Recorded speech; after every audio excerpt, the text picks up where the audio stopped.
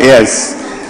So, with immense pride and deep sense of fulfillment, we mark the closeout learning and dissemination ceremony of the WVL project, a groundbreaking initiative funded by Global Affairs Canada. Today's event not only signifies the culmination of years of dedication work, but also celebrates the tremendous strides we have made together in advancing the rights and well-being of women and girls across Nigeria. Since inception in 2019, the WVL project in Nigeria has redefined donor-funded initiatives by partnering with over, guess the number, 182 women's rights organizations across the length and breadth of Nigeria. Now, when we say 182 women's rights organizations, so it's not just a one-off partnership. It is long-term sustainable partnership, and a type of partnership that is not prescriptive, that allows women's rights organizations decide what and how they want to use the resources. And this project has shown that if women's rights organizations have the right support, have got the right resources, they will be able to make change happen. We will see some of the stories of changes that has happened across the project. These partnerships have directly impacted the lives of over 1.5 million women, girls, families through economic justice. Sorry, clap if you want to clap. 1.5 women and girls. And through economic justice and empowerment programs in all 6 geopolitical zones. Notably, we have over 11,000 women have established new businesses. Today we have, this was just before COVID, we have the statistics of 133 million Nigerians living in multidimensional poverty. And statistics shows us that 60% of that will be majorly women. So if the project is contributing and getting out 19,000 plus women through economic empowerment and new businesses, that is a good start. If we have several of projects doing that, you know where we would be today as a country. So lifting countless families out of poverty. Additionally, we have 190 women that have made history by securing positions in traditional cabinets, and over 90 court judgments have been won, providing support to over 9,000 survivors of gender-based violence. Ladies and gentlemen, this is a good, remarkable feat for us as Nigerians, and we celebrate it today. This project has been driven by an unwavering commitment to empower women, challenge deeply entrenched cultural practices, and promote gender equality. Through the invaluable support of Global Affairs Canada and the collective efforts of over 100 women's rights organizations, we have extended our reach to 7.1 million women, girls across 300 communities in specific states where we work for the long term. Our project cuts across the whole 36 states in the country. We had two things to do across the 36 states. But for these 7 locations, 7 states, 6 states plus FCT, we had a long 7 years haul in these states of Bauchi, Enugu, Lagos, Kebbi, Cross River, Kwara, and the FCT. Today we take a moment to express our profound gratitude to the Federal Republic of Nigeria, who gave us all the support, the Minister of Women Affairs, the various ministers that gave us support, the governors of our states, they gave us specific support. Some of them were physical support, some of them were material, some of them were all sorts of support, including policies that were passed. We appreciate that the governors, the traditional institutions, and the community leaders that gave us all the support. Community members own this project. They took it as their own, and they were able to make change happen in their community. The lives of countless women, girls, persons with disability, widows. I must mention, I met, I'll mention her name. I met someone that talked about widows. And to be fair, I didn't want to tell her, in the phase 2, we have widows as part of the group that we would be working with should that come through. Yeah, from providing safe spaces and legal support for survivors and gender-based violence to promoting women's economic empowerment and enhancing their participation in leadership roles. The impact of our work is evident in the empowered individuals and stronger communities that we have built today. With a significant investment of 2.28 billion naira, 2.28 billion naira, this project has shifted power to local women's rights organizations, contributing to their growth, capacity development, and sustainability. This achievement is a testament to the power of the power of empowerment, collaboration, and the unwavering dedication of our partners, stakeholders, and community members. In the last 2 weeks, I have been opportune to participate in several events. In the last 2 weeks, has been extremely busy for us as an organization, as ActionAid. So in the last 2 weeks, we had a board meeting. We had several big events like this, couple like this. We had a board meeting. We have a general assembly meeting because we have a 2 governance structure. And in those board meetings, we had a change of leadership. Ladies and gentlemen, it's my pleasure to introduce our board chair, Ms. Rabi Isma, who is here seated. Thank you very much, ma'am. She flew all the way from Lagos just to attend this meeting. Thank you very much, ma'am. So we had the change in leadership. We had our strategy, a 10-year strategy launched. And guess what? In that 10-year strategy, we intend to lift 5 million Nigerians out of poverty. Citizens' action to end poverty and injustice. And of that 5 million, 60% are women. So we are focused on women, young persons, and persons with disability. So that's why WVL aligns so well, very well, with what we do in ActionAid. As we reflect on our journey, it is crucial to acknowledge this achievement while also looking forward to continued support and funding. This will enable us to further empower networks, local women's rights organizations, and community-based organizations to advocate for their rights and challenge policies that negatively impact women, girls, and persons with disability. To the staff of ActionAid Nigeria who have been part of this process from beginning, I extend my deepest appreciation. Your hard work and dedication have been exceptional. I know that in the last couple of weeks, you've been going around the country, doing one closeout, one event or the other. We really, really recognize and we appreciate you. To our partners, to our dear partners, all the WVL partners in the house, please stand. Please stand. Let's put our hands together for them. All the WVL partners, please stand for recognition. Thank you very much. Without you, we wouldn't have been able to do this. We appreciate you immensely. Thank you very, very much. Coming from every part of the country to be here today. Your resilience, passion have driven our success at the national, state, and local level. And to our partner, our donor, led by the High Commissioner, what can we say but to say thank you, and thank you. One thing about Global Affairs Canada is they are different from every other donor. The space where they are, they intend to be leaders in that space. So in the women's project space in Nigeria, Global Affairs Canada has been truly a leader. That is one. Two, they work actually as partners. There's a difference between working as partners as working as a donor. They are not seen as donors. They see themselves as development partners. They are very supportive, very, very supportive at every point in time. They are available to work with us. We appreciate this and we do not take it for granted. Thank you very much.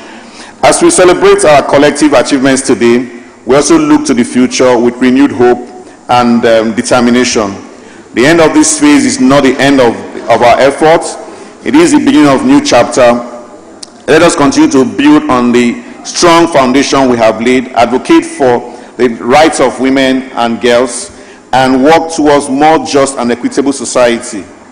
Thank you for your support and joining us in this remarkable journey. Let us enjoy a fulfilling celebration. Long live Nigerian women. Long live the Federal Republic of Nigeria. Long live Global Affairs Canada. Thank you very much. We can do much more than that. Remember, we have a probability of 5 years extension. So put those hands together one more time for the country director, ActionAid Nigeria, Andrew Mahmoud. Please let's put our hands together one more for him as we acknowledge the presence of the representative of the Minister of Women Affairs,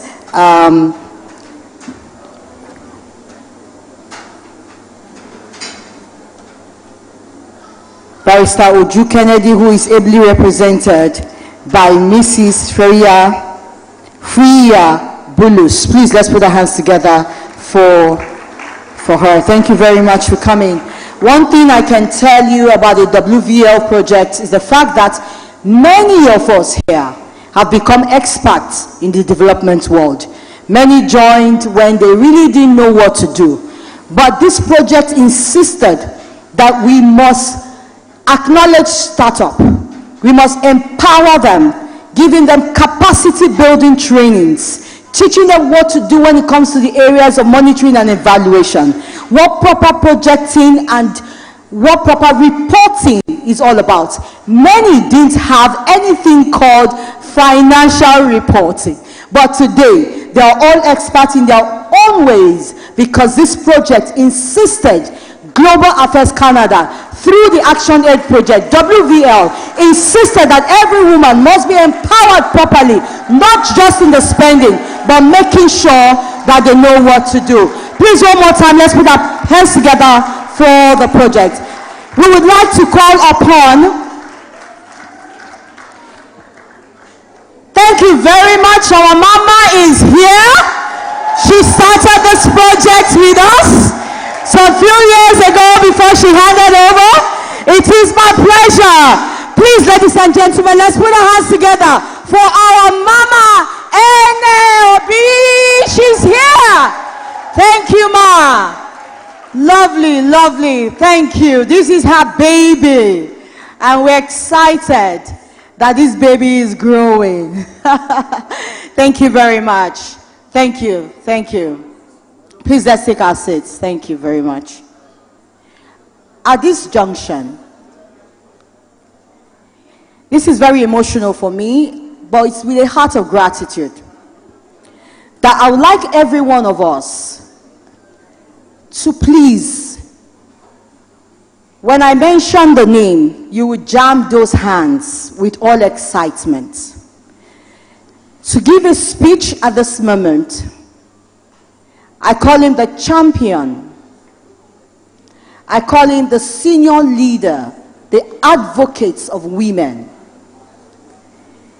He is, of course, the champion of the Global Affairs Canada project of women voices and leadership in Nigeria, and also the Canadian High Commissioner. Ladies and gentlemen, put your hands together for Jemai Christopher. Please, let's put our hands together for Mr. Christophe. Please, is that how much you want to put your hand? It's like you don't want this project again. No. Please, let's rise, please. I think we should give honor to who honor is due. Please rise up, women, and put those hands together with a loud voice. I want to hear you do it the way we do it in Nigeria. Nigeria women, oh yeah!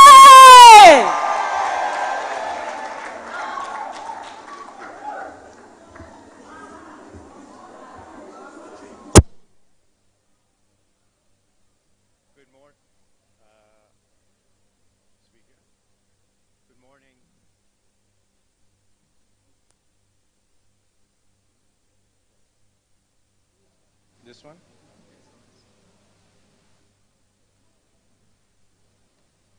Testing.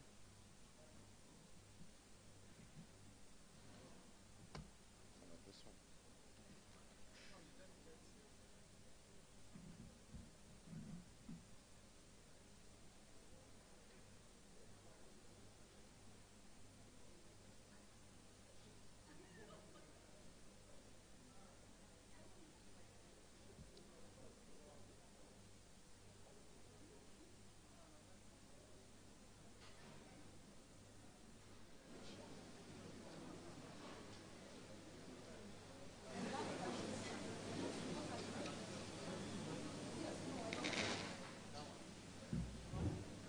Testing.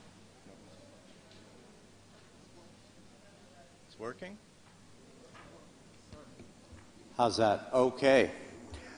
That introduction was clearly so powerful that it knocked out the electricity for a moment, but thank you for that warm introduction. And I just want to say, before I even get into any remarks, what a pleasure it is to see my good friend, Eniobi, come through and grace us this morning with her presence. Somebody I consider a friend, a dear friend, but somebody who I think epitomizes the spirit that's in this room this morning. It's a true pleasure to see you again, and welcome. I'd also like to recognize, of course, Ms. Freya Bellis, Director of Women's Development at the Ministry, representing the Honourable Minister here today. Of course, Andrew Mamadou, good to see you again, my friend, and Ms. Rabi Isma, Board Chair for ActionAid. It's a great pleasure for me to be here this morning, representing Canada, representing our High Commission in Nigeria, and to speak a little bit about a project that's very dear to us at our High Commission, to our government, and I know has made a tremendous impact here in Nigeria. I was quite touched when we first, before we started speaking, to join a number of women in the back for a quick photo. And the excitement and energy in this room is a reminder of the impact of this program, what it's done to really make change in Nigeria in so many important ways. And it's been my experience that change is best achieved when initiated by those affected and supported by a broader community. And it's the women in the room today and many others I know around this country who have made that difference. So round of applause for you, please. So I'm honored and grateful for the invitation to participate in the closeout for the Women's Voice and Leadership Project as it concludes its very impactful 5-year of implementation. The work accomplished in this project represents a significant milestone in empowering women by addressing sexual and gender-based violence, both online and physical, and enhancing their access to education, economic opportunities, and healthcare. These efforts are critical in overcoming major barriers to women's full participation in political, social, and economic spheres, enabling them to lead, influence, and contribute meaningfully to all areas of society. We have seen encouraging and, in some instances, historic participation of women in leadership positions in Nigeria. However, the fact that there are very few elected in the last election, coupled with ongoing violence against women during and outside elections, the rejection of gender policies, and the limited space for women in the economy remains deeply concerning. This highlights the persistent challenges women continue to face and confirms that more needs to be done in terms of advocacy and action to address these barriers. In that spirit, the High Commission ensures we incorporate a gender perspective in all our projects, not just the ones we're here to celebrate today, but including through our Canada Fund for Local Initiatives, which also implements projects in this very spirit across the country. The Government of Canada continues to show its strong commitment to gender equality through the Women's Entrepreneurship Strategy, with a committed $7 billion.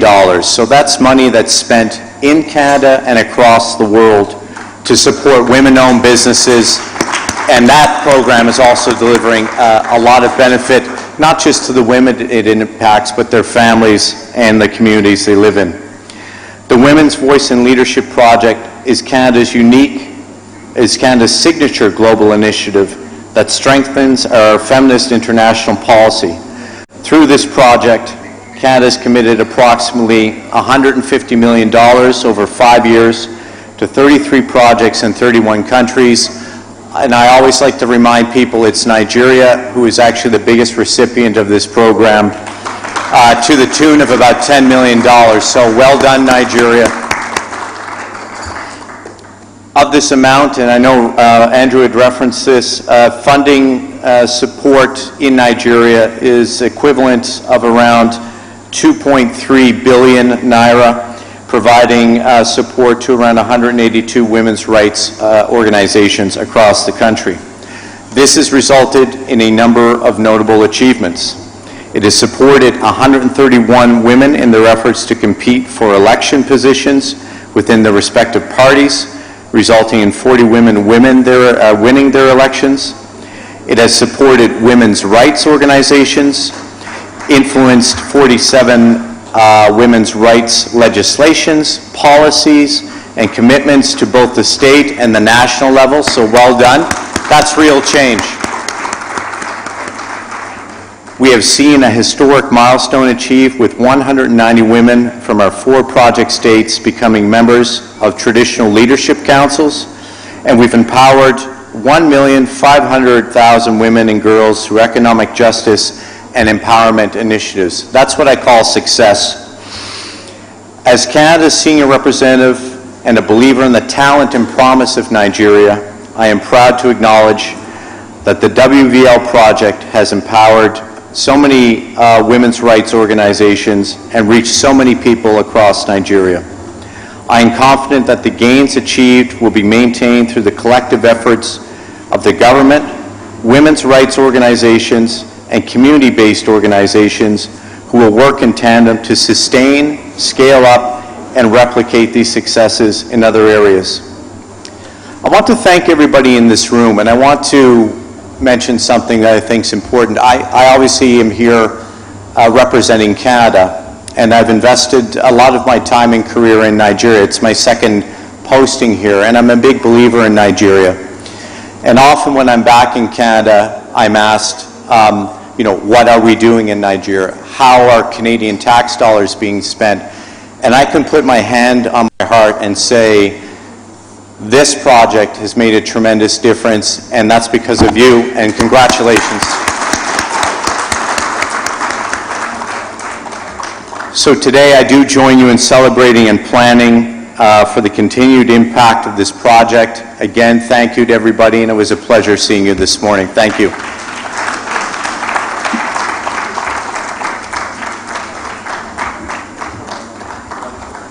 Are we tired of clapping? Can we do much better than that? Thank you very much. Thank you very much. That was the Canadian High Commissioner, Jamie Christophe. A round of applause for him one more time, ladies and gentlemen.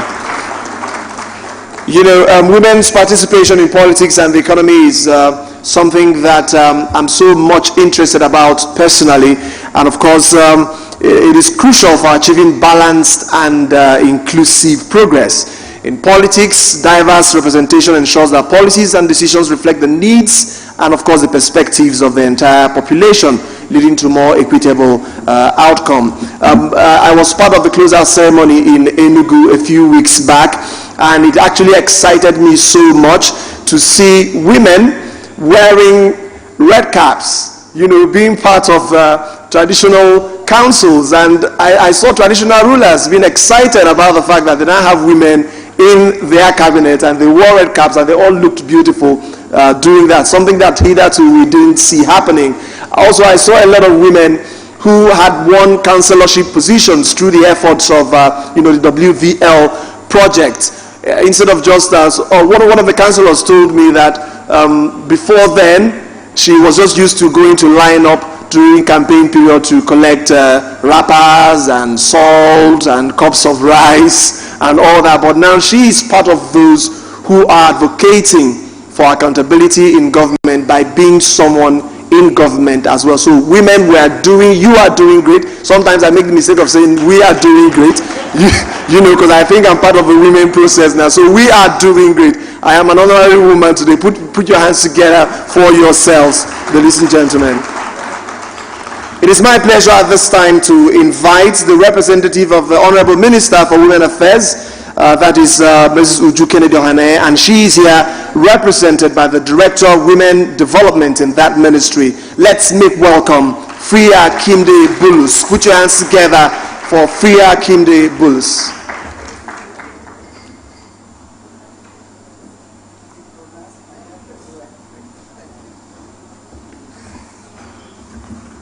Thank you very much.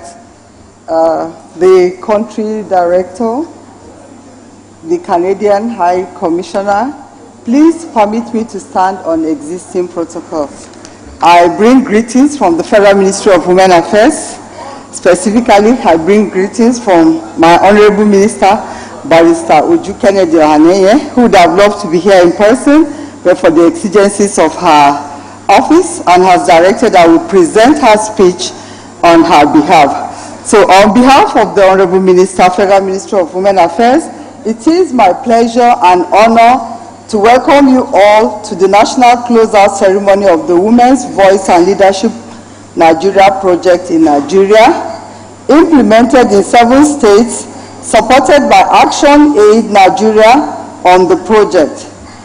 This closeout, I believe, is essentially organized to review, take stock, and highlight key successes and outcomes on the implementation of the Women's Voice and Leadership Nigeria project during its 5 years existence and funded by Global Affairs Canada. While expressing my joy over the successful completion of the project, which has brought about acceleration on the increase of women's voice, their participation and visibility in leadership positions, especially in the 7 states that participated in the program, viz. Enugu, Lagos, Cross River, Kwara, Kebbi, Gombe, and the FCT in Nigeria, permit me to sincerely commend ActionAid Nigeria and all her implementing team for their dogged commitment all through the implementing period. It is also my pleasure to appreciate ActionAid Nigeria for their continued funding support in the implementation of the various other programs geared towards the general well-being of the Nigerian women. On this note, I must place on record here that over the years, ActionAid has been supportive to the Federal Ministry of Women Affairs through several programs geared towards the achievement of the mandate of the ministry. They have particularly been supportive in the areas of violence against women and girls, women's political participation and governance, women's economic empowerment, women peace and international program, women's peace and security, women's unpaid care work, commemorating of various women's international programs, mobilizing and supportive in the passage of various gender bills currently at the National Assembly, advocacy and supportive in ensuring Nigeria's participation at various national and international fora, active members of our development partners, gender group, among other several supportive initiatives with key milestones achieved. We pray that this support, particularly in the passage of the gender bills before the National Assembly, will be resuscitated and passed at this 10th National Assembly. It is equally pertinent to note that in line with the reports reaching us, the women's voice and leadership in Nigeria has increased women's participation in leadership and key decision-making processes in the respective states driven by this project. From 2019, the project has reached 7,150,153 women and girls, inclusive of persons living with disabilities, across 24 states and the FCT in Nigeria.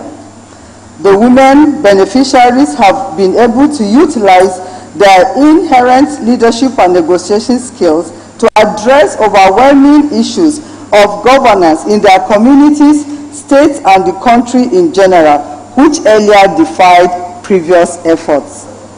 In recognition of this, it is my pleasure to once again, on behalf of the Federal Ministry of Women Affairs, appreciate ActionAid Nigeria and their implementing team for these key milestones and urge you all to further support the ministry in fast-tracking the achievements of her mandate of ensuring the entrenchment of gender equality, women empowerment, and social inclusion in the country in line with Nigeria's policy agenda 2030 Sustainable Development Goals of leaving no one behind.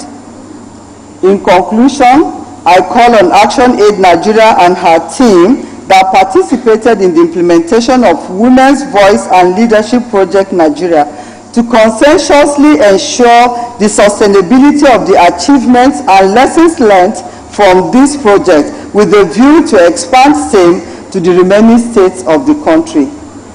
Our doors are always open for further collaboration and partnership in other future programs. I thank you all for your rapt attention. God bless Nigeria.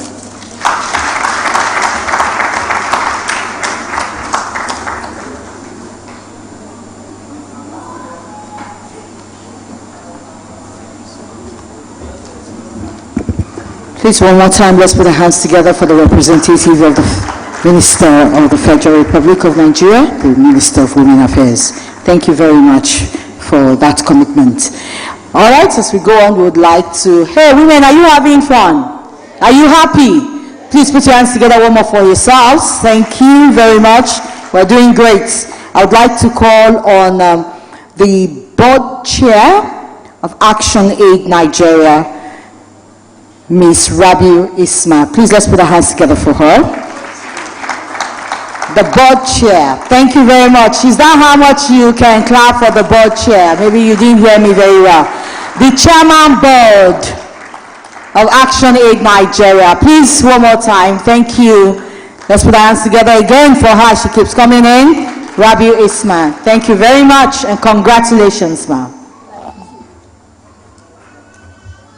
Thank you so much for the warm welcome. Wow. Ladies and gentlemen, the High Commissioner, the Canadian High Commissioner, representative of the Minister, the commissioners, former commissioners here present, esteemed guests, partners, stakeholders, I stand on existing protocol. Please permit me. The High Commissioner talked about the energy in this room. It's so palpable. You can feel it. You can almost grab hold of it. I wish that a snapshot can capture it, but it can't. I wish I can bottle it up and take it with me. I really do, because that energy is something that if only I could bottle up, and whenever I think of some of the goings on in this country and I feel a bit deflated, I can just open the bottle and take a sip of this energy and be immediately energized.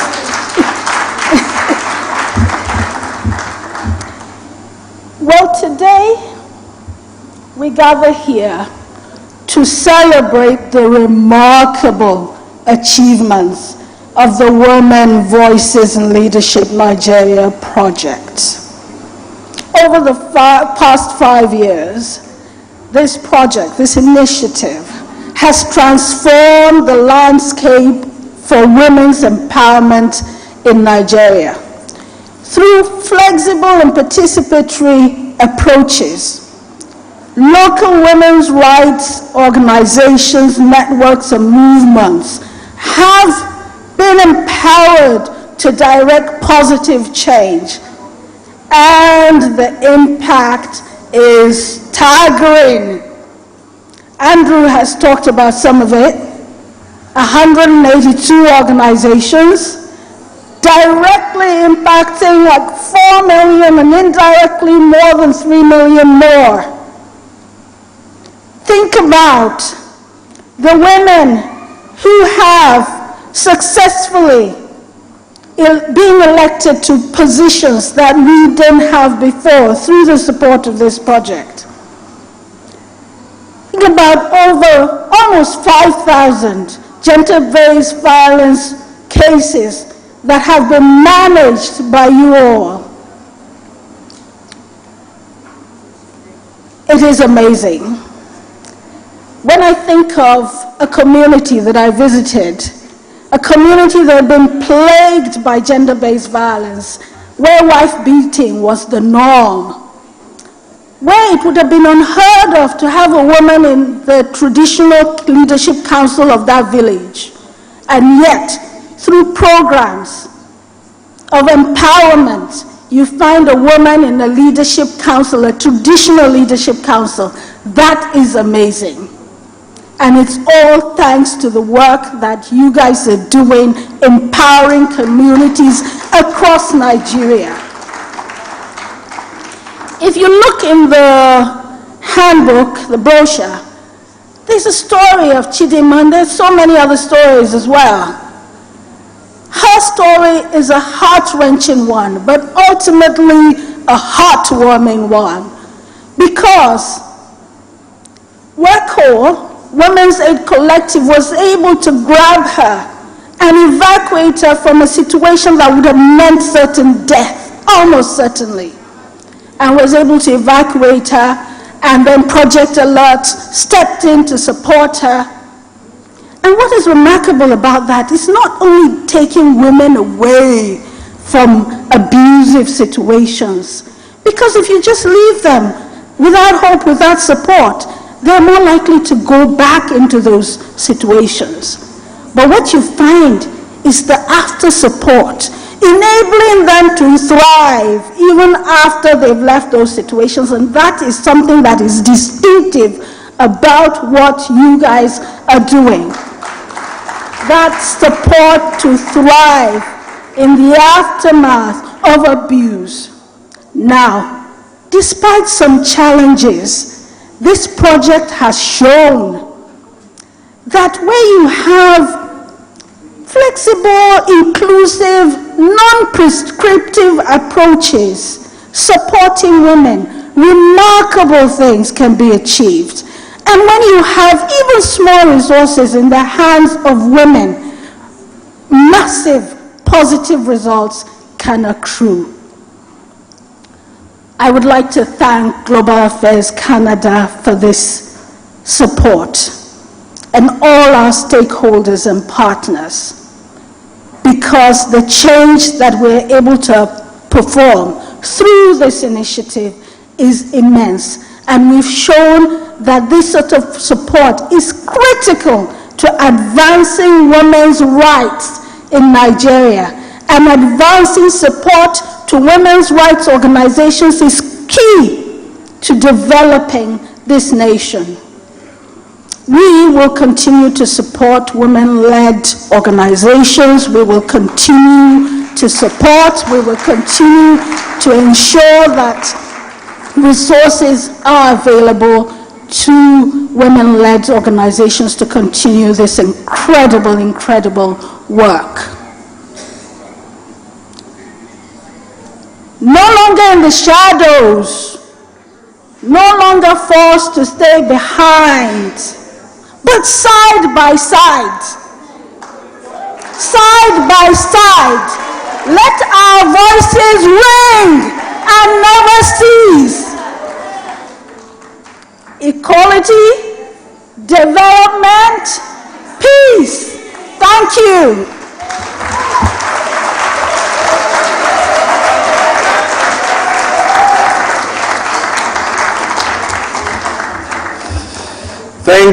Thank you very much. Thank you very much. The board chair, ActionAid Nigeria, Rabi Isma. One more time, put your hands together for her.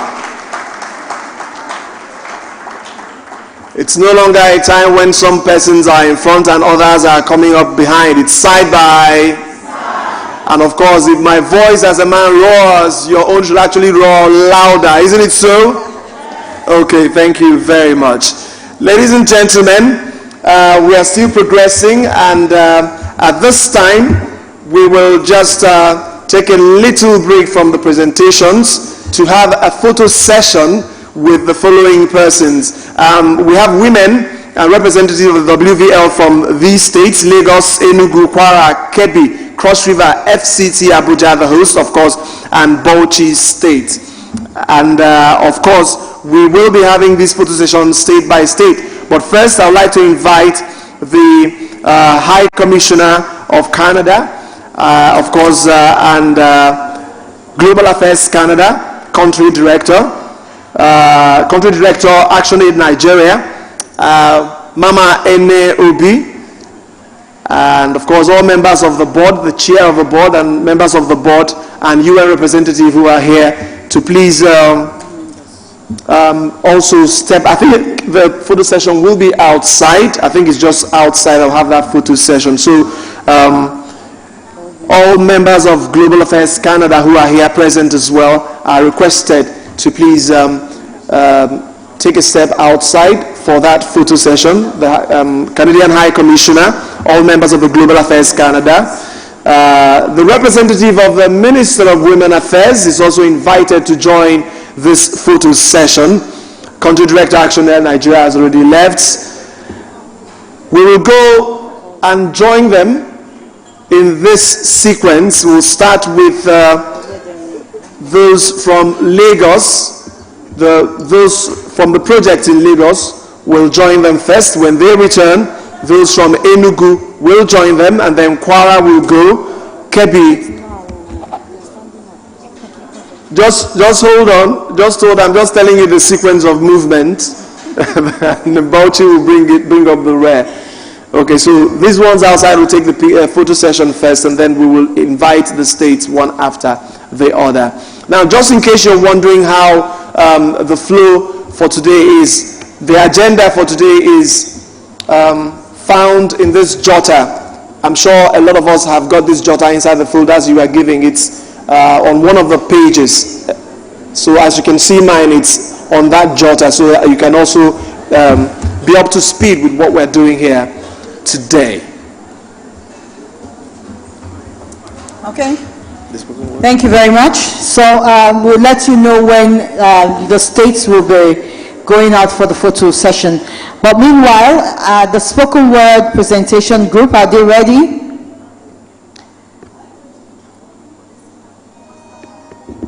The spoken word presentation group, are they ready? The dancers, are you ready? Yeah. All right, ladies and gentlemen, let's put our hands together for the group for their own entertainment and presentation. Please, ladies and gentlemen, put your hands together for them. Thank you.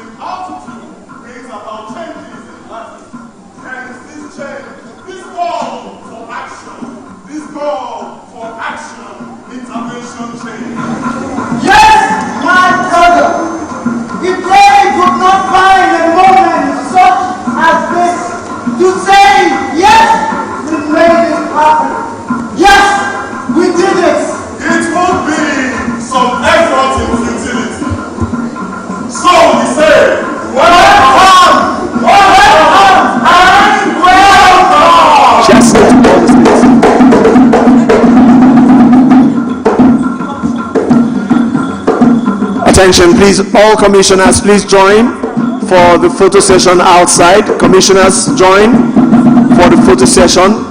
Lagos, if you are ready, you could also step outside. Enugu, representative from Enugu, please stand by. Representatives from Enugu, please be on the standby.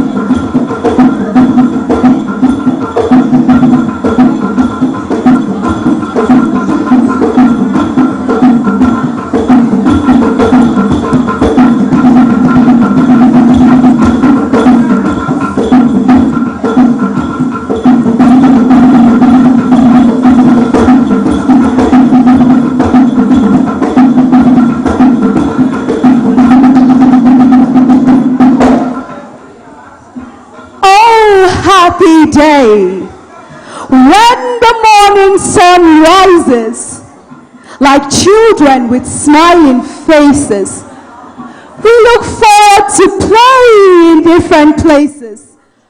A free world where our giggles rings out happy voices, and dreams are birthed across different stretches. I can hear the echo that below hope singing. But what is a world without a happy beginning? Or a people trapped without a leading? Yet, the beauty of a good tomorrow rests on the shoulders of those we must follow. The ActionAid Nigeria has made its significance with Global Affairs Canada's development assistance, partnering with local women-based organizations and Kwara, please and join. Other community-based organizations. And Kwara, please join. What an acquaintance.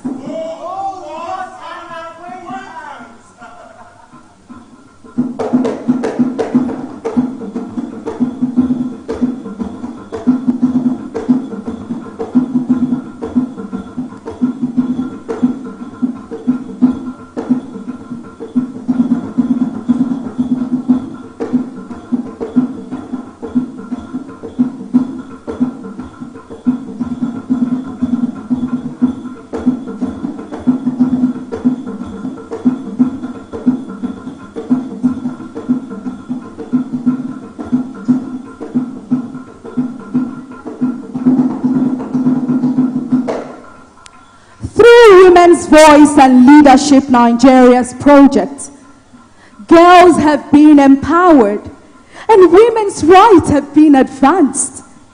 I remember back when I was in secondary school, for instance, I was told that action is a verb like balance, and to be an aid in time of need is substance.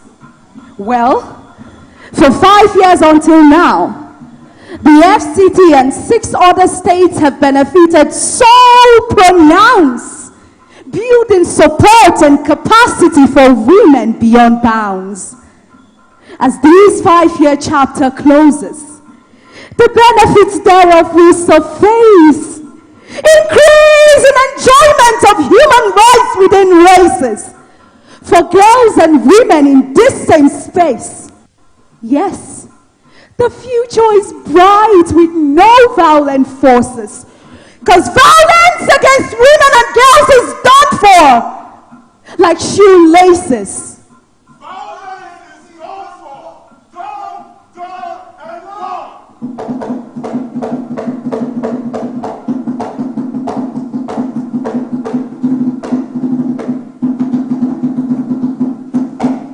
As the sounds timber down, and gender equality is made resound, and the quality and quantity of young girls is no longer lost but found, we stay and we remember.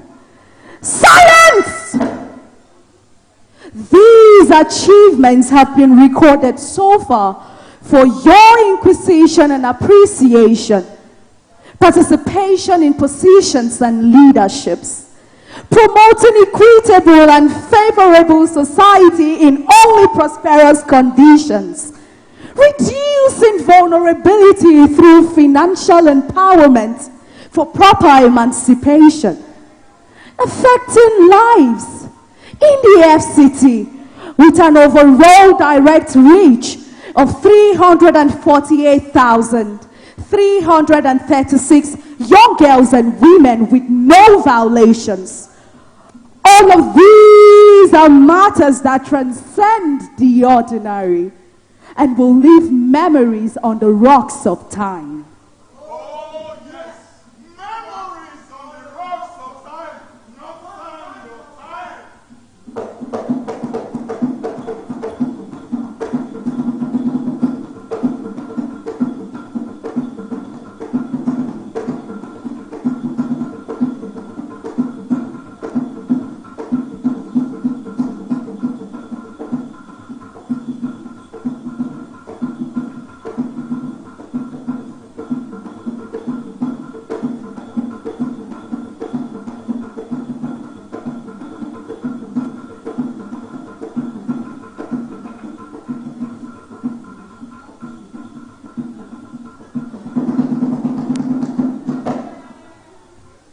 5 years of impact, no be beans.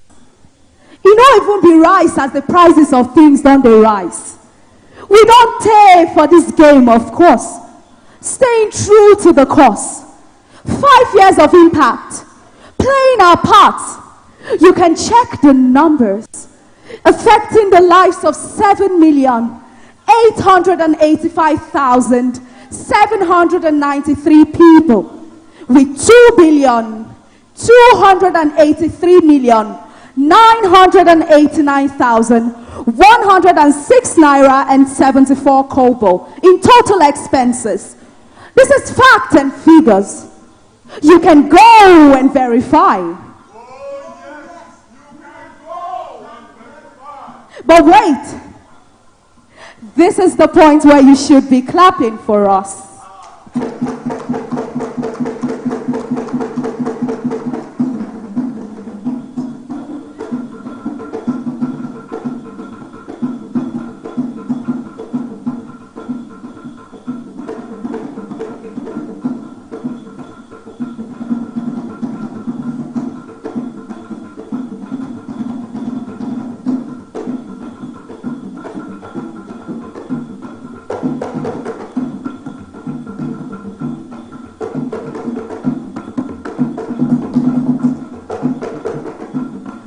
If there are states that haven't gone for the photo session, please go.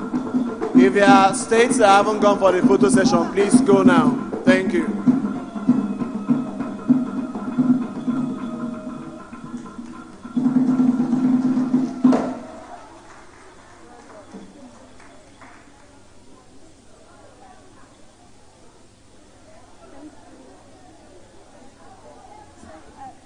Thank you very much. Please, one more time, let's put our hands together for that amazing Chronicle presentation. Please, one more time, let's clap for them. Thank you very much.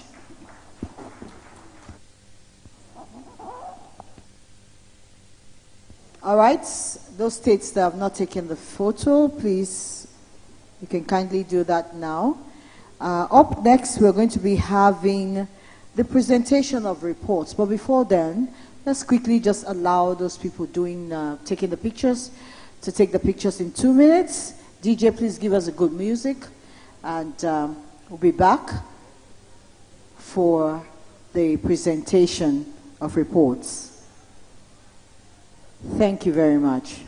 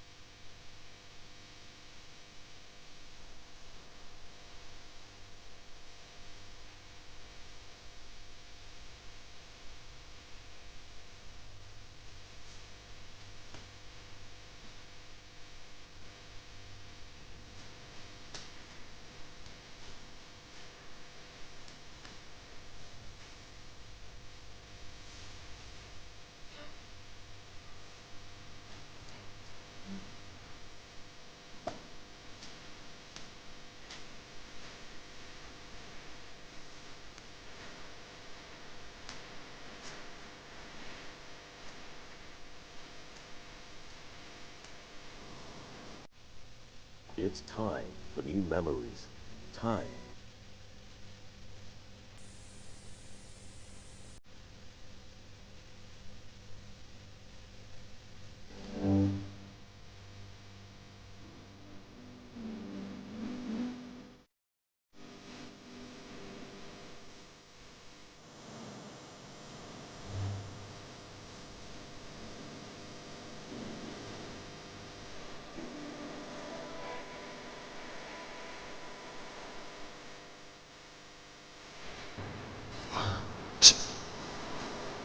All right, we might begin to settle down again for the continuation of the event today.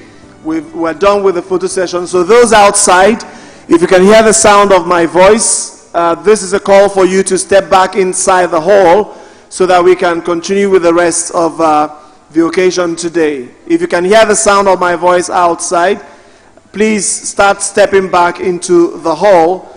And those inside the hall, you can begin to settle down for the next item on the agenda. In the course of this event today, we will be looking at a video documentary highlighting the WVL project interventions and, of course, its successes in Nigeria.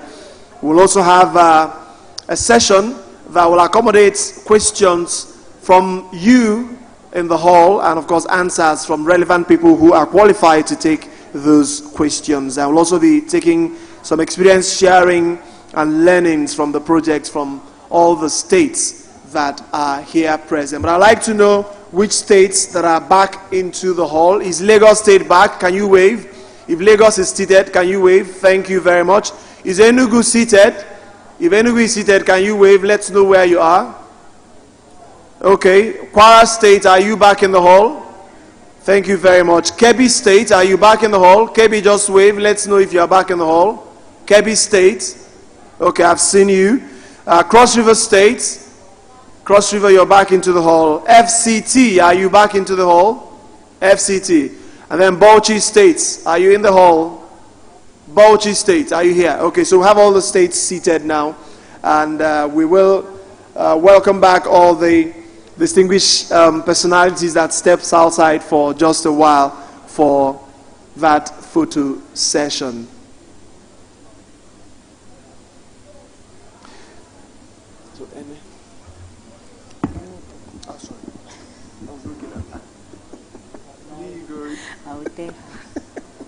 All right, thank you very much. One more time, let's put our hands together for ourselves. We're doing amazingly well. Thank you very much.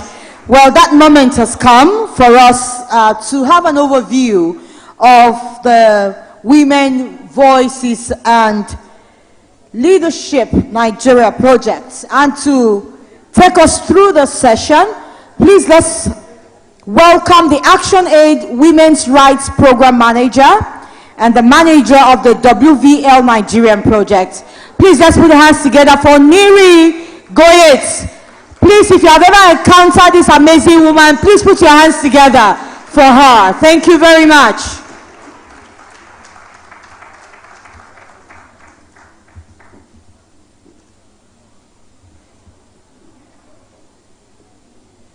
Good morning. I want to acknowledge the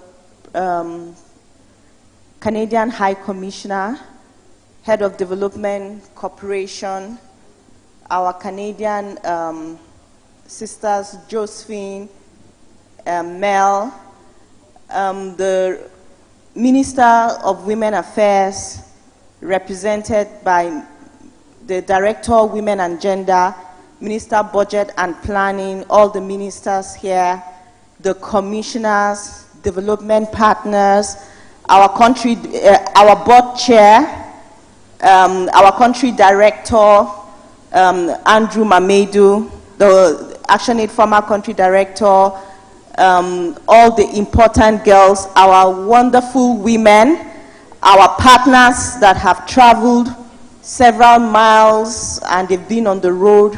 I want to acknowledge each and every one of you. Good morning, ladies and gentlemen. My name is Niri Goit. I'll be taking an overview of the Women's Voice and Leadership Nigeria project.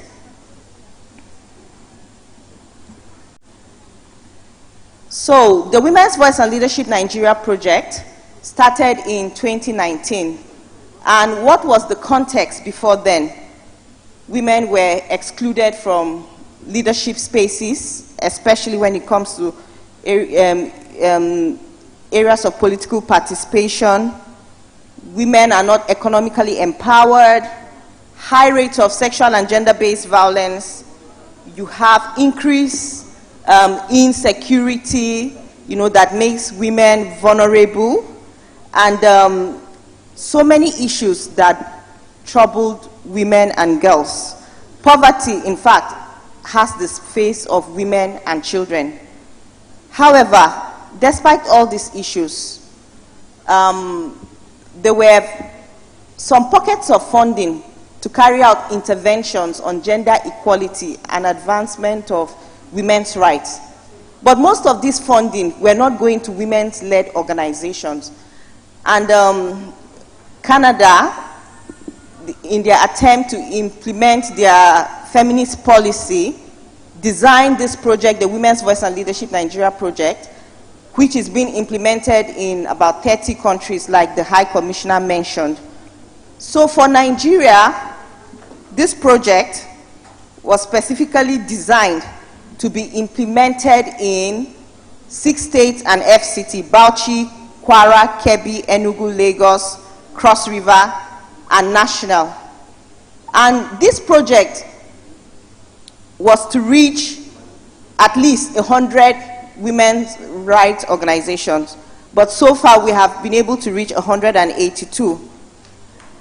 And the project, the amount for the project was initially 9.7 million, but during the COVID period, Canada, very gracious donor, they added another 750, which made the total sum of 10.4 million. So, what was the theory of change? The theory of change for this project is that if you give local women's rights organizations, networks, and movements, you give them funding, technical and institutional expertise, and they have the courage of conviction, they work with relevant stakeholders who are committed, then they will be able to deliver interventions that influence programs, policies, and legislations.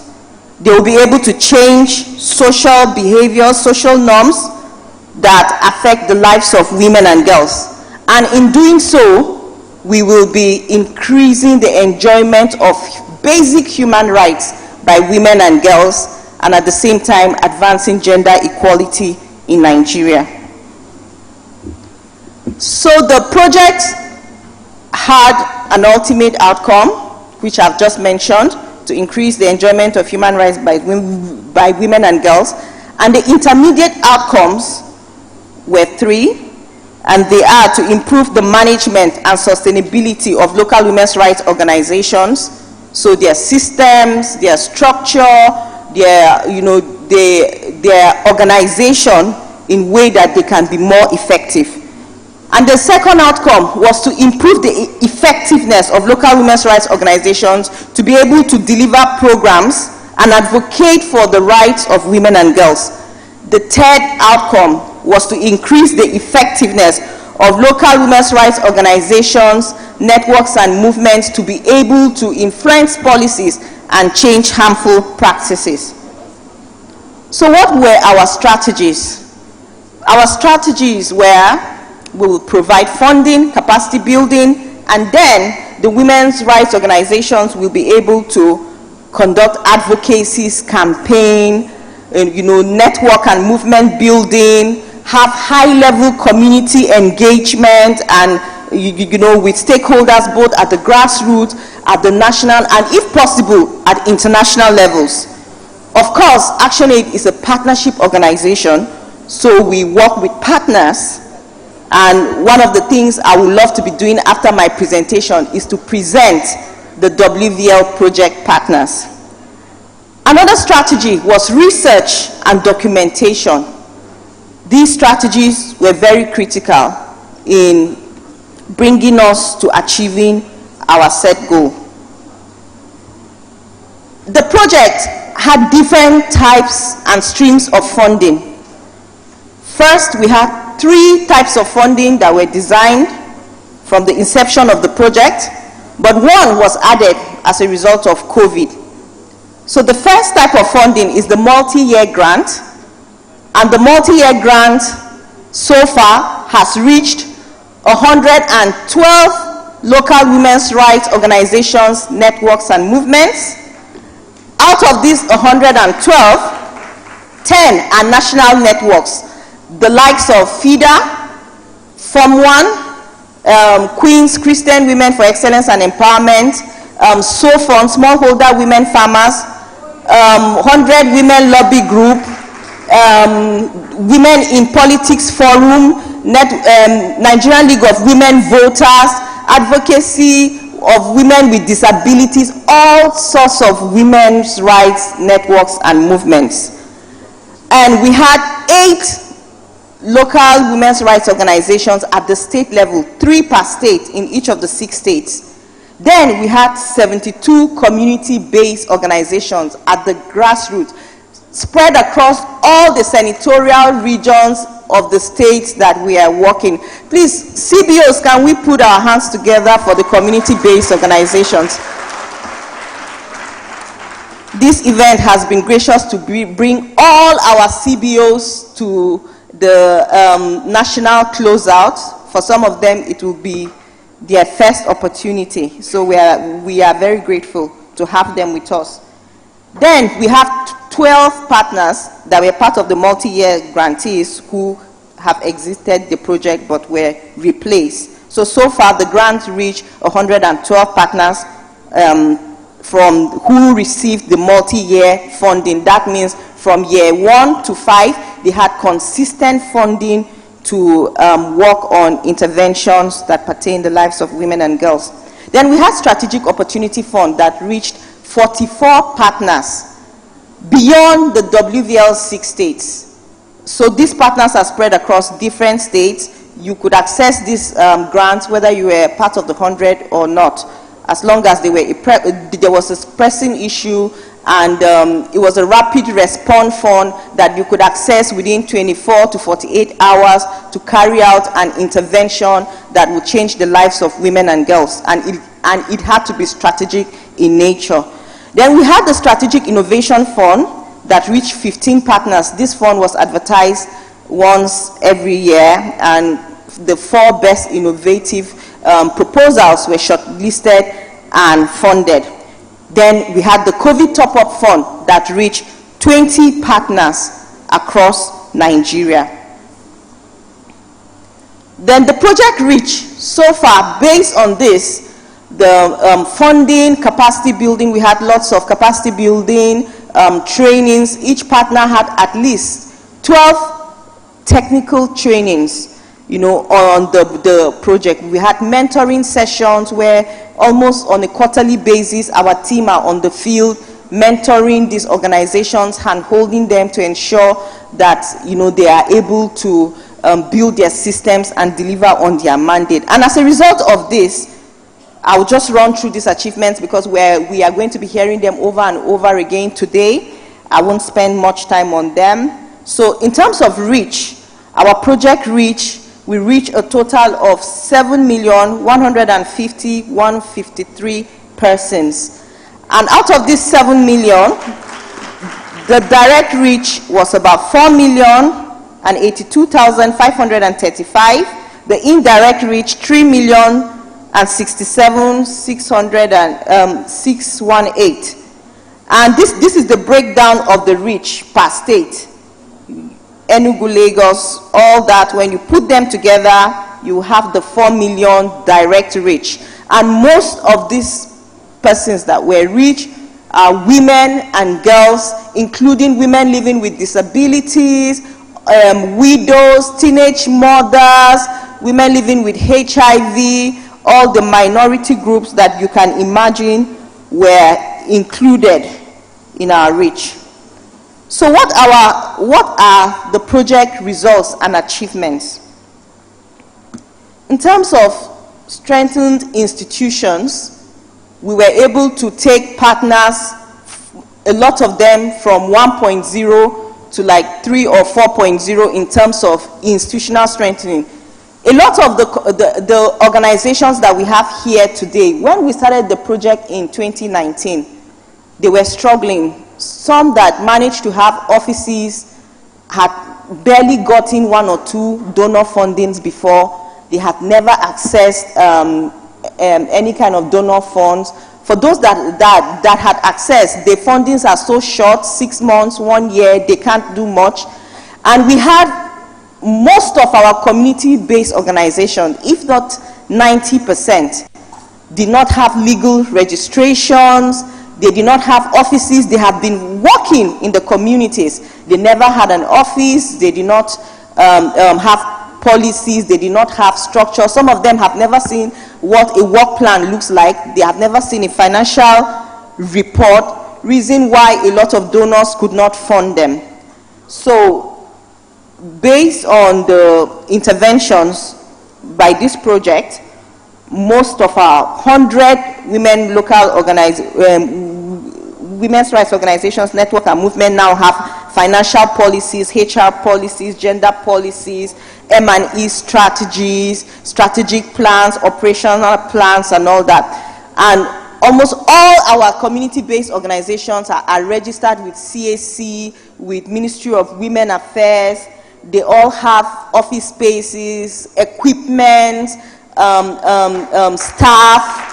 They are able to pay salaries. These were things that they struggled with. Some of them, they have never had a space to operate. So the first and second year of the project was trying to get these things in place. In fact, in some cases, it was as getting some of the organizations trained on computer, how to use a computer, how to start a computer, how to use packages. They're down to designing work plans, budgets, and today they are not just doing that, but they are developing documents. We have exhibition booths there that you will see very technical and programmatic documents that have been produced by all these organizations. This was not so at the beginning of the project. And now, these 100 women's rights organizations, networks, and movements are able to set their agenda by themselves. They know what they want to do, for who and where. And beyond that, we were able to build a capacity of 10 out of these 100 to be able to subgrant to 72 community-based organizations. So they were receiving funding and also subgranting to community-based organizations, building their capacity. So we train them, they train the community organizations, and they have been empowered to be able to grant as well. And now, as a result of these strengthened institutions, a lot of the organizations here have 2 to 5 different kinds of funding from other donors because their systems are now strengthened. In terms of policies, the project partners have been able to influence 47 gender-related policies at the national, the state, community, and institutional levels. These policies range from the VAP law, the Violence Against Person Prohibition law, the Child Rights law, through protests, advocacies, lobbying, retreats with legislators, a lot of work. Any of us that has worked in the areas of women and girls, we know what it means to be able to influence one policy. Sometimes it can take over 10 years to get one law passed. But on this project, we have seen partners being able to push in collaboration with other stakeholders, with other CSOs. And in most and almost all our project states, VAP law is passed, Child Rights law, has been passed. You have the 35% affirmative action still in the process. Some are pushing for the implementation in some states. Some of our project partners, I remember, took the federal government to court for not implementing the 35% affirmative action. That was 100 Women Lobby Group, FIDA, WIPF, you know, they did all sorts of actions. There was the 5 gender bills where we were at the National Assembly, you know, we were at the gate, you know, for almost 2 weeks protesting for these bills to be adopted. Then we have gender strategies that have been developed for 5 universities by 100 Women Lobby Group. We have Women in Politics that has also influenced legislations at political party level. Other organizations in different states, these are just a few to mention, but 47 policies, you know, ranging down to women's lands rights, agricultural policies and all that have been, have been influenced by these partners. And in terms of service provision, we have 5 GBV shelters that were supported in Kwara, Enugu, Lagos, Cross River, and the FCT. Women access legal, medical, psychosocial support, you know, economic empowerment, those who have suffered gender-based violence. And one of the successes that we had is the setting up of the multi-stakeholders state-level platforms. Because one of the challenges that we encountered while partners were conducting interventions around gender-based violence is that you can give the survivor all the care she needs, but access to justice was very difficult. The justice system quite slow. So I think the initiative started from Bauchi, where we supported partners. They set up the multi-stakeholders platform with Ministry of Justice, Ministry of Women Affairs, Information, Police, DSS, all the institutions responsible for giving, you know, for pushing these cases. And we were able to see an increase in number of court judgments, and these cases were being hastened compared to the delays we're experiencing. And because of the success of that, in Bauchi, it was replicated in Kwara and the FCT, and you know, this is why we are able to get the number of court judgments that have been secured from project implementation states. Then we have structures that have been set up, 78 GBV paralegal structures by FIDA, WACOL, NANA, 21 safe spaces by NANA in Kebbi for girls for preventing GBV in schools and all that. So much has been done in addressing gender-based violence. In terms of increasing women's participation in leadership, we were able to work with partners, and partners were able to mobilize women to increase their participation in political activities. I know Nigerian League of Women Voters did a lot of work at the grassroots, Women in Politics, 100 Women Lobby Group. All our WROs working on women's political participation did a lot. And for the first time, women who never participated in voting, we had 2,565 of them voting for the first time because they just felt politics doesn't work. But you know, now their perspectives have been changed. Female politicians were supported by partners. Some were giving technical support to design their manifestos. Billboards were printed for them. Of course, I don't think physical cash was given to anyone. And they worked across different political parties.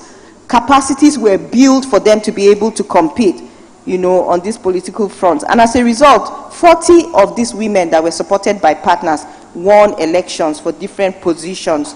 Then we have 190 women included in traditional councils, 3 young women leadership academy and programs established in Enugu by WebB, WIPF. At the FCT, they have a Young Women in Politics Academy. We have another one established by GADA in Cross River. And these have yielded lots of results. As a result of this mentorship for young women, 67 young women are now in SUG positions in different tertiary institutions. Some of them are here. They are going to be testifying today. One of whom is the SUG president of University of Calabar. She's the first female SUG president. We also have another one in Kebbi State. When we started, Kebbi was one of the most difficult states, but right now, Kebbi alone, we have 64 young women in SUG, in different institutions. So in terms of increasing women's economic justice, we have been able to reach a lot of women, especially with our village savings and loans programs. So our village savings and loans program, first of all, it kickstarted. And one of the things I like about this project is that we adopt other models from other donors. The partners in WVL allow partners to do what they want to do with the funds that they have. So partners in Bauchi, who had been on the MEDA project, still funded by GAC, introduced the village savings and loans, and it was working very well. They just train women, teach them how to save, women start to save, and they raise money to start business and expand existing businesses. As a result, they have been able to raise 408 million naira to support each other in starting businesses and expanding these businesses. And this model was so good that other states on the project began to learn and adopt. So there's cross-learning that happened a lot in the course of the project by these partners. And in Cross River, 25 cooperative groups were registered with the Nigerian Export Promotion. A lot of advocacy was done for multiple taxation, for women. There's a lot that has been done in Cross River that women are now having team numbers. They are not being multi-taxed like how they used to be. So they have increased their income and the amount of tax they pay has reduced. In terms of women, peace and security, we supported the domestication of the United Nations Security Council Resolution 1325, the state action plan, that was done in Kwara State, led by OCDI, supported the Ministry of Women Affairs, and we had lots of interventions done in IDP camps, especially during COVID-19. Palliative was given. In terms of sexual and reproductive health rights, we have women living with HIV. Their support groups were expanded, and so much has been done in that area. Then we had a knowledge management platform that helped partners on this project. It's called the Feminist Hub, where lots of knowledge products are uploaded there. And so far, both organizations in the country and abroad have been accessing that Feminist Hub. We have about over 22,000 visits to the hub and 9,000 downloads. These organizations are able to upload their project documents, researches, and they are also able to download other materials to learn and increase learning. In terms of lessons learned, we've learned a lot. I'll just run through some of the lessons that we have learned. Inclusive approach to local women's rights organizations, flexible and non-prescriptive nature of the project helped us to achieve very great results. Then participatory grant making, very effective. We have so many lessons that we have learned. Our project reports are on the table, you can access. And some of our best practices, applying the human rights-based approach, co-creation with partners, and not beyond giving funding, building partners' capacity achieves a lot of results. And of course, one of the biggest success of this project is that Canada found Nigeria, worthy of another grants for the WVL. Like our country director said, the possibilities, high possibilities of a second phase of this project. And with this, I would like to end here, but like I said, I would like to invite the WVL partners, all the 100 organizations that participated in implementing this project. Please, I would like you to step forward so that we can clap for you. Please, as they're coming in, let's put our hands together for Cross River. Yes, no, push, come forward.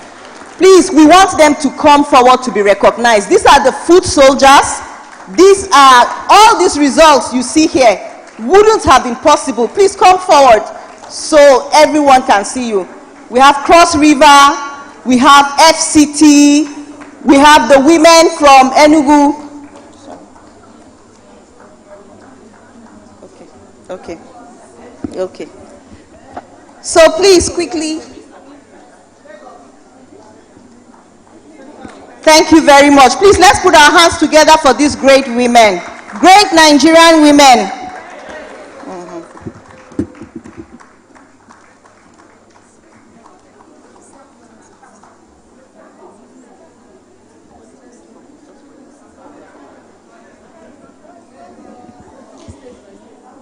All right. I'm sure we need to capture this moment. Thank you very much.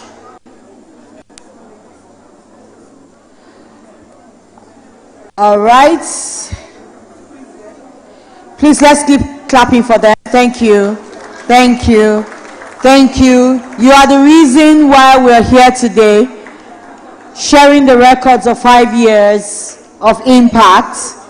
You are the link between the Global Affairs Canada, ActionAid, and every woman in the community. So thank you very much. Can we please quickly just create way for our commissioner to quickly come into the middle so that we can have a generous shot with the women, please? Just create a little space for the Global Affairs Canada team to please come in. We also like to have the country director of ActionAid. We also like to have our mother who, yes, please, yes. Arasha, all of you, please just come in and create a space for them, please. Other women, you can come up stage. Thank you. And we also like our mother who started this project with us, NLB, to please join this picture. This is your baby, your startup. Please join this picture. Thank you very much. Photographers, thank you for doing an amazing work. And I want you to know that we are live on TVC, so everyone all over the world is seeing you right now. Thank you very much. Can we take our seats, please? Amazing. Let's put our hands together for these amazing women who have done us proud, who have been able to interpret the vision of Global Affairs Canada to making sure that over 7.1 million women and girls have been affected, influenced, and impacted for this period of 5 years. Thank you very much, great women of Nigeria. At this moment, women, oh yay! Nigerian women, are you here? We want to hear from one of our own, a mother, the greatest hugger I have ever known in my life. She can hug, she can kiss, she can give you so much warmth and love. You know who I'm talking about, women? Do you know? Okay, after the count of 3, I want you to mention her name. 1, 2, 3. I cannot hear you. One more time. Please, a standing ovation. Let's put it up for NLB.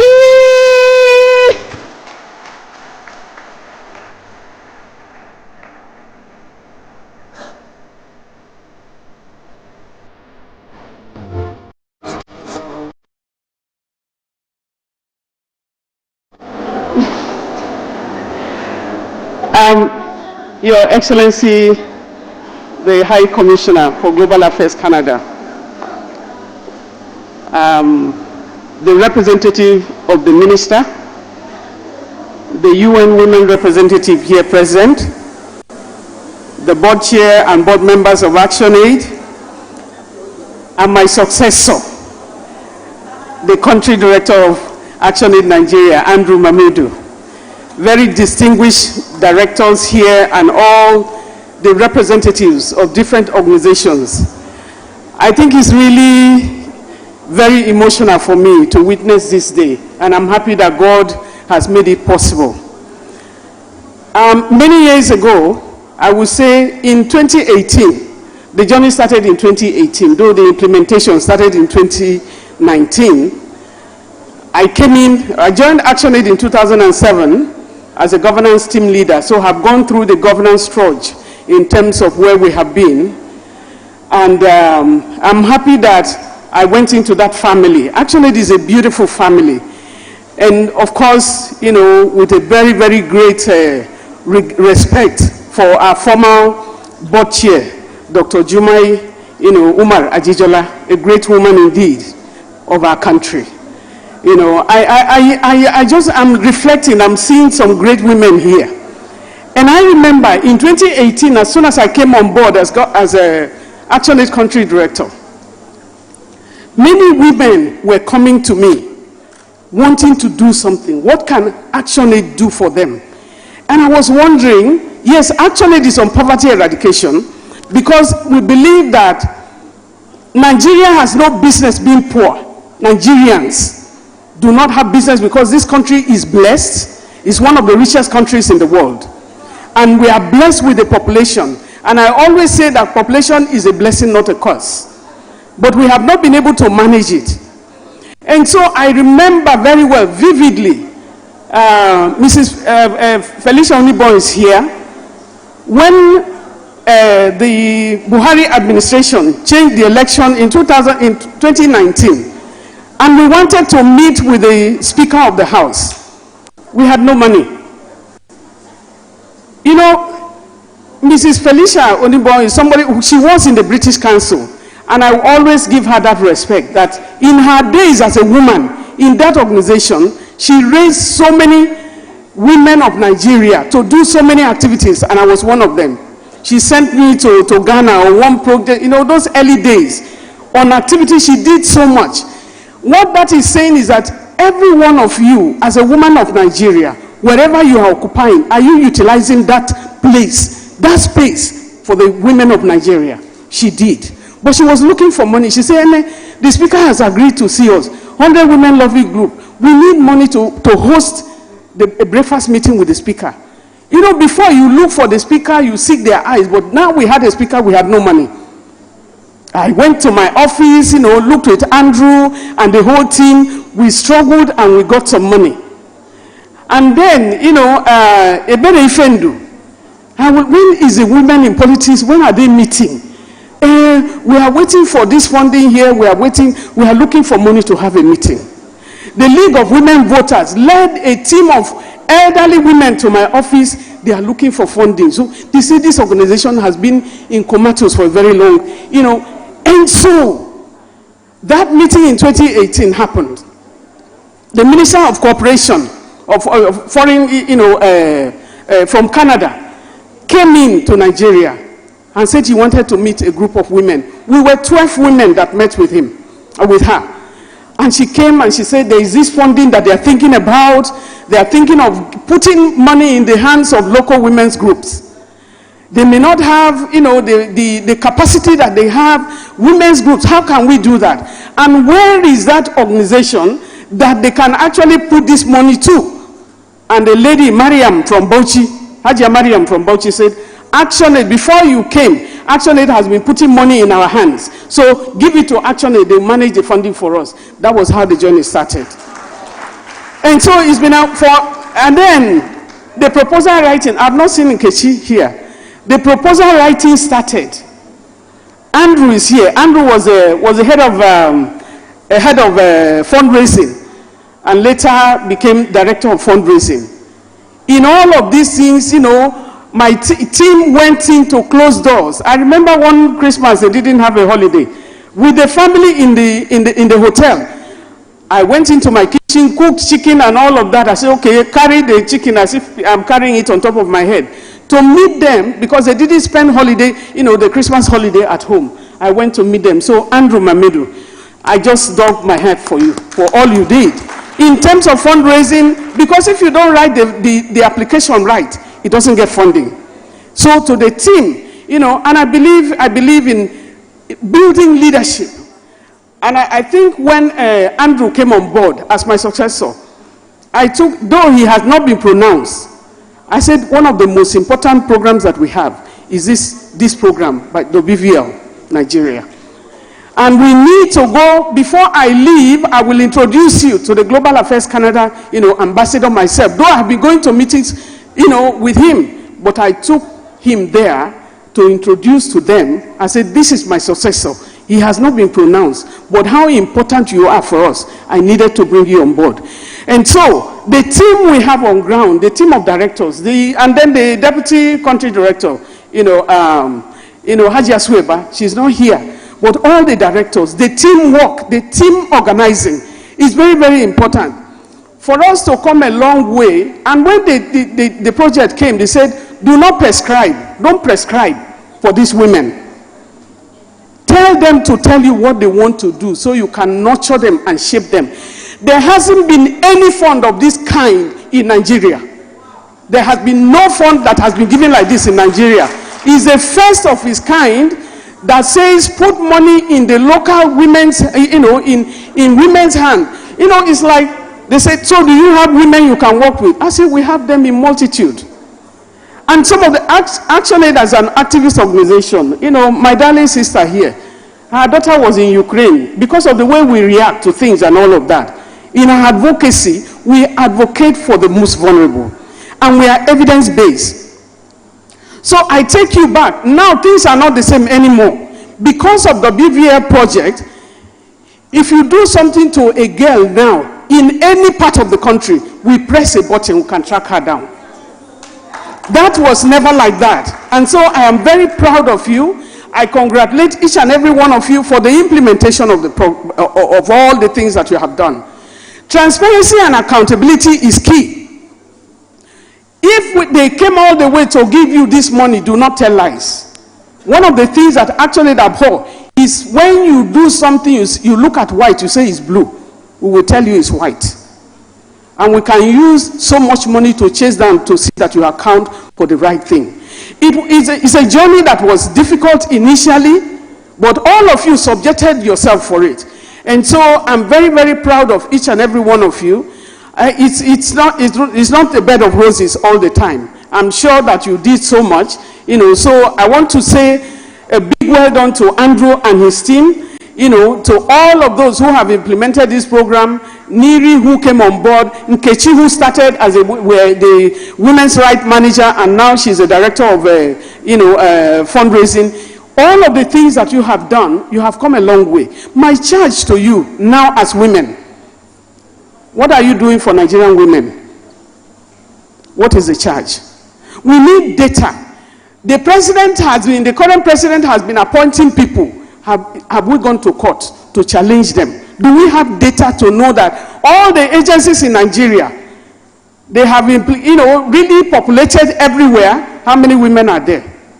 We need data so that we can go to court. We should be able to challenge them. But as I say, well done. Nigeria at this time is among the poorest of the poor. The political class is almost a waste of a generation. Because people are hungry. We just came out of a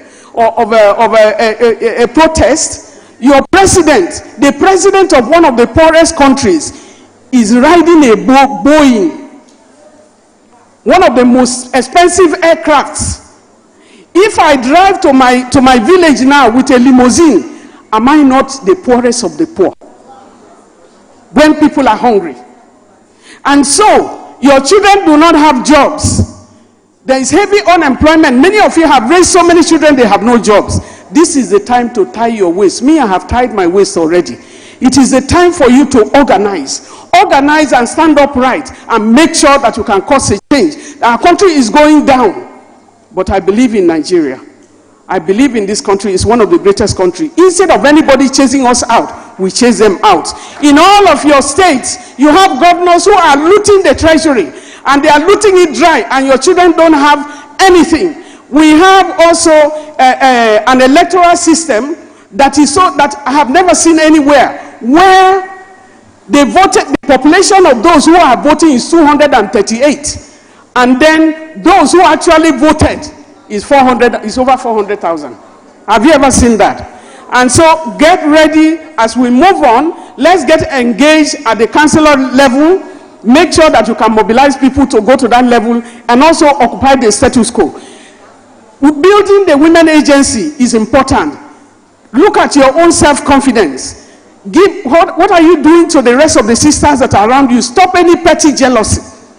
Any petty jealousy, because we are losing the status quo. The blood of our children is flowing in Nigeria, and you can cause the change. You are from so many states, and you can do so many things that can happen. Let's work together to leave the stage better for Nigerians. Because I always tell people, in another 50 years, many of us here are going to be skeletons. What have you done? The money you are taking, where are you taking it to? You are nothing but dust, and to the dust you will return. Well done, and congratulations to ActionAid. I believe in you.